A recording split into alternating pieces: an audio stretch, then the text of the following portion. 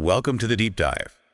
Today we're jumping straight into, well, a really fascinating personal essay. Yeah, this one's from a blog series called Level Up Beyond the Desk. Exactly. And it's written by someone who's both a science teacher and a lifelong learner. Which is such a great perspective for this topic. It really is. What makes it so compelling and why we wanted to share it is how it looks at AI.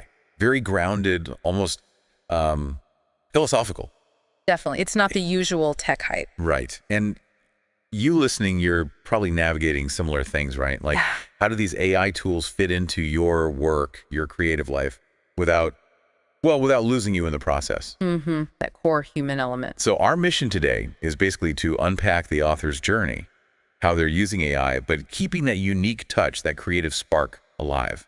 And what struck me right away was why the authors started exploring AI. Oh, yeah. It wasn't because they felt, inadequate or needed a shortcut. It was more like intellectual curiosity, a desire to enhance what they were already doing. That's such a key difference, isn't it? It reframes the whole AI conversation away from just fear or replacement. Absolutely.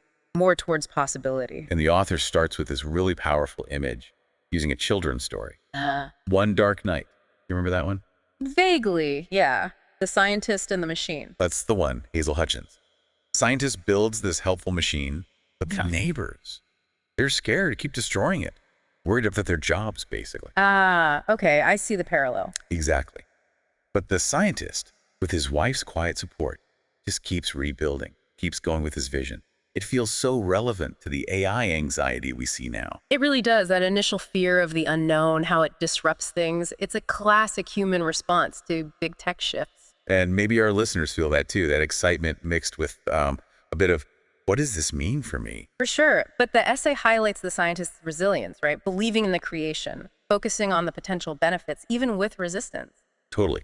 And what really got me was the author's reason for starting with AI. It wasn't a lack of ideas. It was almost too many. The opposite problem. Yeah. They describe that feeling, so many ideas swirling, your tea gets cold, you've got like a million browser tabs open. Sound familiar? Painfully familiar, yeah. So they're looking for a sparring partner for creativity, not a replacement. That just feels so much more real than those like slick stories of overnight AI success. The ones with the person effortlessly sipping green tea while the AI does all the work. Exactly. This author is clear. They're fueled by a kulhad of Adrak Wali chai. Sets a totally different, much more personal tone. And that specific mention of Adrak Wali chai, it signals that distinct cultural perspective right away. It really weaves through the whole piece. Okay, so let's get into some key takeaways. The first one I think is huge. AI can suggest. You decide. Simple, but profound. Right. It puts the human firmly back in control. AI can generate stuff, sure, but it doesn't have your history, your lived experience. It doesn't have that memory the author mentions, like your father handing you your first book. That emotional weight. Exactly. That personal significance, AI just can't replicate that. It's data, not soul. It's a vital reminder. AI processes data, generates text, but it can't access that deep wellspring of what makes us unique. Our journeys, culture, emotions. It's the tool, not the source. Precisely. And the second point, this was a real aha moment for me, the phonetics thing. Oh, the kulhad example. Yeah. So AI kept saying cool hood instead of kulhad, the clay cup. Right. Lost in translation. So the author's fix, they started breaking down the words phonetically for the AI. Like a Desi rap teacher, they said. That's brilliant. And it perfectly shows AI's limits with language nuances, especially across cultures. We have to be the bridge. For the interpreters, yeah. The cultural translators. Absolutely. AI runs on patterns, not lived cultural understanding. Which flows right into the next insight. Post-production is where the real heart work happens. Yes. The Suno AI music example. Right. So AI gave a starting point, a musical foundation. But the real work, the part that made it theirs. That was removing the robotic bits, adding their own voice. Layering their voice, yeah. Yeah. Correcting pronunciation to match their own rhythm, their intention. It really drives home that AI is often just the beginning. The scaffolding, maybe.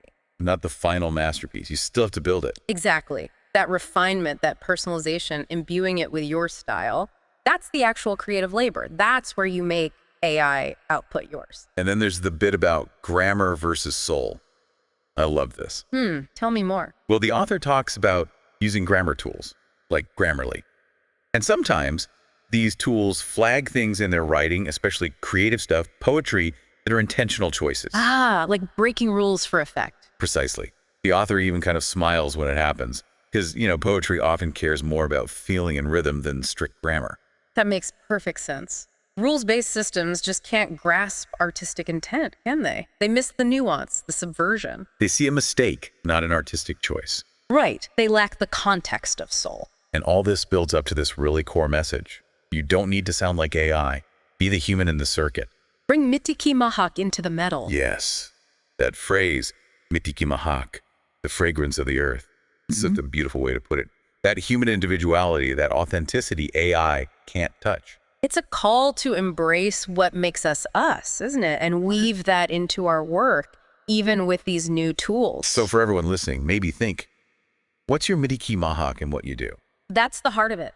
Harnessing AI's power without losing our own distinct flavor, our humanity. That metaphor grounds it all: history, culture, emotion. That's our value. The author then uses another great parallel: computers coming into classrooms. Remember that? Oh yeah, the worry that teachers would be replaced. Exactly. But what actually happened? Their role. Well, it evolved, didn't it? It did. They got new tools. Right. Like using 3D animations to show, say, the human heart. Way better than a flat diagram. Or using mind maps to help kids structure speeches. So the teacher wasn't obsolete. Their role was amplified, enhanced. Precisely. The tech augmented their ability. It didn't erase it. It's a pattern we see often with technology, isn't it?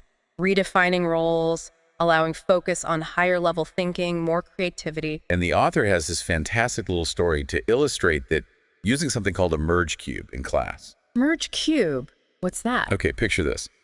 You hold what looks like a simple folded paper cube, point a tablet at it, and suddenly planets are floating above it.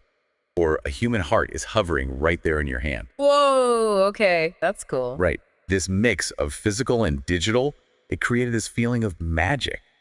And it didn't sideline the teacher. It actually boosted their role by sparking real wonder in the students. That's a perfect example.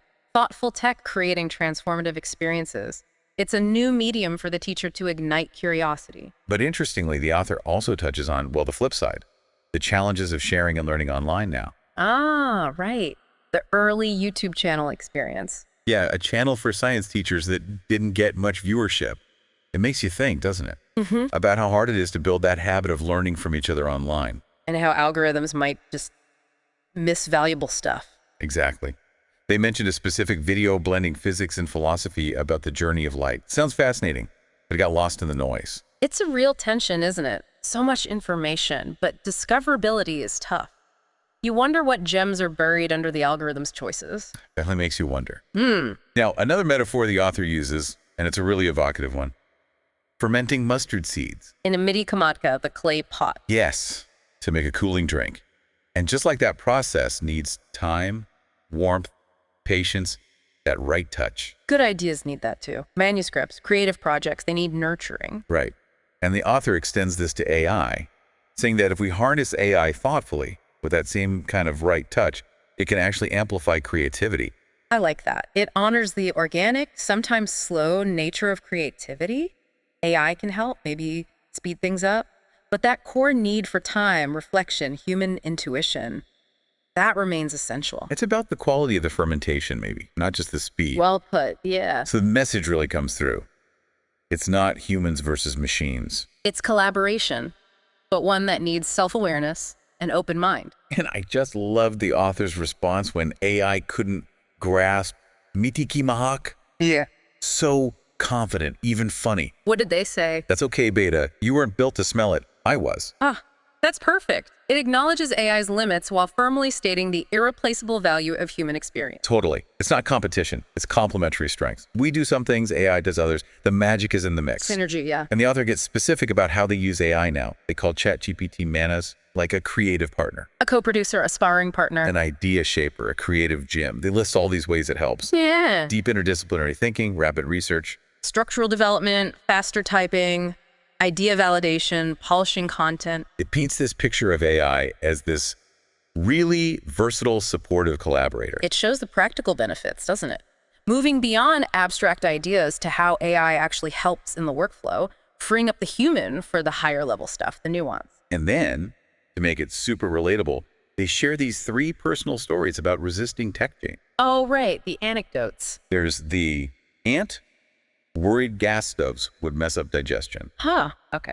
The colleague whose brand new food processor stayed in the box because she worried her husband wouldn't help anymore if cooking got too quick. Yeah, that's a specific concern. And the author's own father, who just pragmatically decided to buy ready-made I'd-lie batter Why? to save time.